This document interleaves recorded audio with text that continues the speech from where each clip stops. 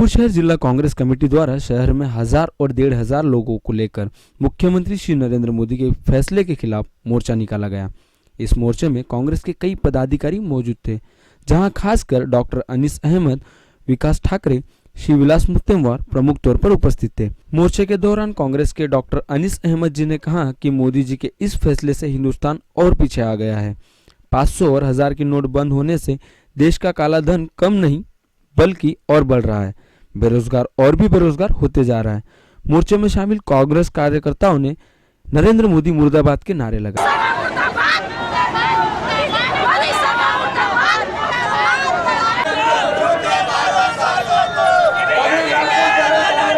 जो आंदोलन है ये गरीबों का आंदोलन है। जो लोग मजदूर लोग काम कर रहे हैं वो बेरोजगार हो गए हैं। हिंदुस्तान के इतिहास में पहली बार बड़े बड़े कंपनी में 10-10, 15-15 हज़ार लोग बेरोजगार हो रहे हैं और ये कहते थे कि अच्छे दिन आएंगे।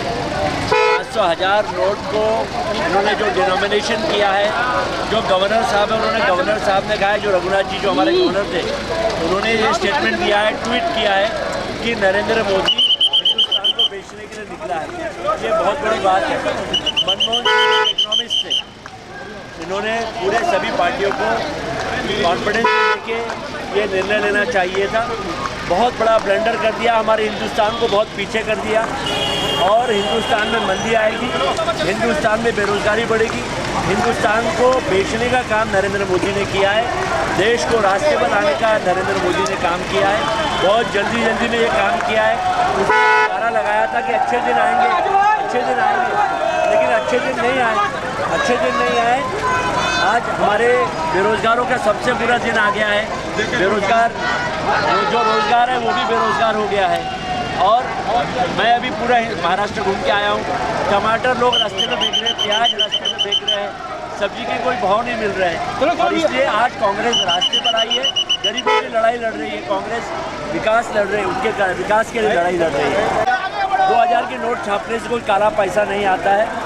ये 1000 की नोट बंद करके 2000 की नोट ला रहे, इससे काला पैसा और आएगा और करप्शन बढ़ेगा और ब्लैक मनी आएगा।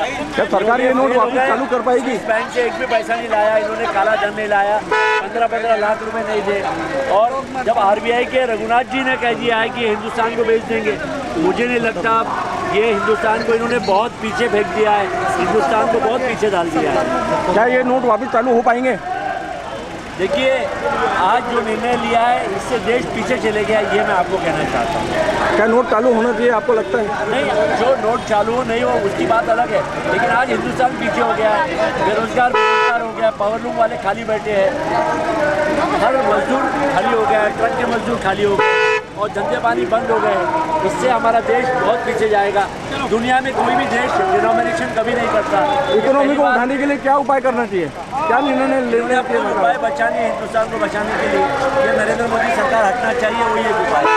जब लोग ये सौदा लेने जाते हैं तो इनको इतनी तकलीफ हो रही है कि 2000 का नोट देने के बाद महत्वपूर्ण चीजें लोगों को मिल नहीं रही है।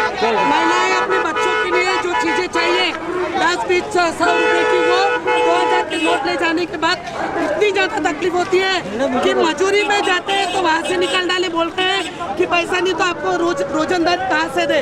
इस प्रकार की महिलाओं को सब्जियों में, दूध पानियों में, सौदा लाने में इतनी तकलीफ हो रही है कि महिलाएं रो रही है, गरीब जनता रो रही है। सब बोलते हैं कि यदि इससे देश संभल नहीं रहा है तो इसने अपनी गति छोड़ देना चाहिए। इसके शासन में अभी तक 70 लोग डेड हुए, 70 लोग जिसमें बुजुर्ग है और कोई महिला है जो जिनका पैसे ATM में या बैंक में कार्ड आया वो डेड हो गए।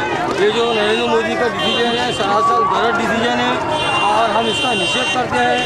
और ये मोदी जी जो है ज़्यादा दिन रहने वाले नहीं हैं। जनता आने वाले वक्त में इनको इनकी जगह बताएंगी, इनकी औकात इनको जनता जरूर बताएंगी।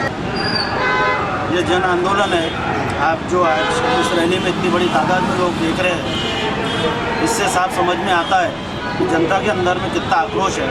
आज हमारा ही खुद का पैसा, आज हमें भिखारी के जैसा लाइन लगा के खड़े रहना पड़ रहा है। हमारी मेहनत का पैसा इस तरीके से हमारे देश के प्रधानमंत्री ने कहा है कि मैं काला धन निकाल के रहूँगा और काला धन का उजागर करूँगा।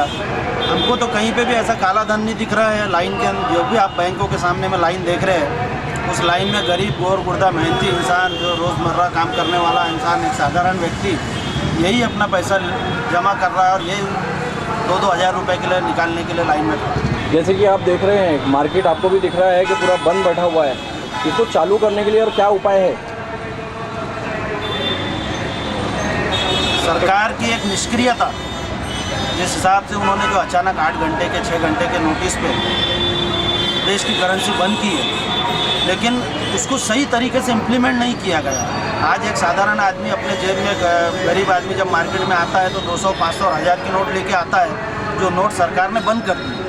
और चिल्लर की किल्लत की वजह से सरकार ने सही तरीके से इम्प्लीमेंट नहीं किया है। सीधा सीधा मैं समझता हूँ सरकार की वजह से आज देश मार्केट के अंदर में जो मंदी छाई है, इसकी जिम्मेदार सरकार है। जैसे कि एक और चीज़ पता लगी है कि 2000 के नोट के ऊपर में गांधी जी की फ़ोटो के ऊपर में हेरफेर हुआ है। कहीं गांधी जी उल्टे हो गए हैं तो कहीं गांधी जी की फ़ोटो की छवि साइड में पड़ चुकी है, इसके लिए क्या कहोगे आप? इसकी जिम्मेदारी तो सरकार ने खुद ली है कि प्रिंटिंग मिस्टेक हुई है करके। मैंने प्रेस के माध्यम से ये जानकारी मुझे मिली है और सरकार ने इसको एक्सेप्ट करी है कि प्रिंटिंग मिस्टेक हुई है। क्या सरकार ने ऐसी लापरवाही बरतना चाहिए? बिल्कुल नहीं। क्या निर्णय लेना चाहिए? नहीं, अभी तो सरकार मैं समझता हूँ असमझ इसमें है। वो हर नए दिन, आप अगर आज पेपर उठा के देखते हैं तो हर नए दिन नई नई स्कीमें या कुछ ऐसी योजना लाने की कोशिश कर रही है। तो जो गलती उन्होंने की है, जो एक्सपेरिमेंट करने का काम इस देश के अंदर में किया गया है, उनकी निष्क्रियता, उनके जो भी प्लानिंग थी वो प्लानिंग फेल है। और ये चीज़ ढकने के लिए मैं समझता हूँ नई नई चीज़ें आज देखेंगे आपके, जैसा कल का भी पेपर आप उठा के देखेंगे तो कल के भी पेपर में उन्होंने एक ऐड दिया है कि 30 तारीख तक लास्ट डेट है, तो आप उसकी ये कर दीजिए, हम उसमें डिस्काउंट करते हैं और बहुत सारी स्कीमें हमको सरकार लेके आ रही है। लेकिन मैं नहीं समझता हूँ कि पहले का जो स्लैब था, वो स्लैब जो हमारे देश में चलते हुए आ रहा है वो परफेक्ट स्लैब था। उसमें अच्छे दिन की सीढ़ी यही स्टार्ट हो गई क्या?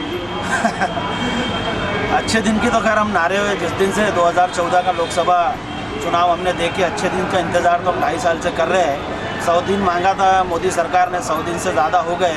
अब 50 दिन मोदी जी मांग रहे हैं, तो 100 दिन में अभी तक के पूरे उनके हुए नहीं है, तो 50 दिन और बढ़ रहे हैं। लोगों जवाब तो आने वाले जो चुनाव है, चाहे हमारे देश के जो भी स्टेटों में चुनाव हो रहे हैं, चाहे हमारे महाराष्ट्र में नगर परिषद के चुनाव है, महानगर पालिका के चुनाव है, जैसा कि आज आप रिजल्ट देखेंगे, हमारे विदर्भ में भी और महाराष्ट्र में कुछ नगर परिषद के चुनाव हुए हैं, जिसका रिजल्ट कांग्रेस के फेवर में आ रहा है और मोदी लहर जो है वो धीरे धीरे खत्म हो रही है। अपना एक अच्छा मैं मोहम्मद अंजुम कयूम, महासचिव नागपुर शहर कांग्रेस। रात को इस देश के प्रधानमंत्री जी ने जो एक जन विरोधी निर्णय लिया, जिससे 500 और 1000 रुपये की जो नोट है, उन्होंने कहा कि आज रात से ये नोटों की कोई कीमत नहीं रहेगी, अभी नई नोट आने वाली है।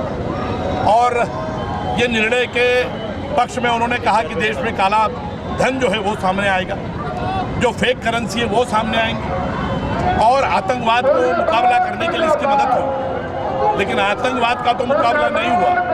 इस देश में 76 निरपराध लोगों के प्राण चले गए। आज बाजार बंद है, लोगों को रोजी रोटी की चिंता है, किसानों को अपना माल बेचने के बाद पैसे नहीं मिल रहे, वो माल लेके जाते दलाल, या तो वहाँ जो यंत्रणा उनका माल खरीदने को तैयार नहीं है, इसलिए वो अपना माल फेंक दे रहे हैं।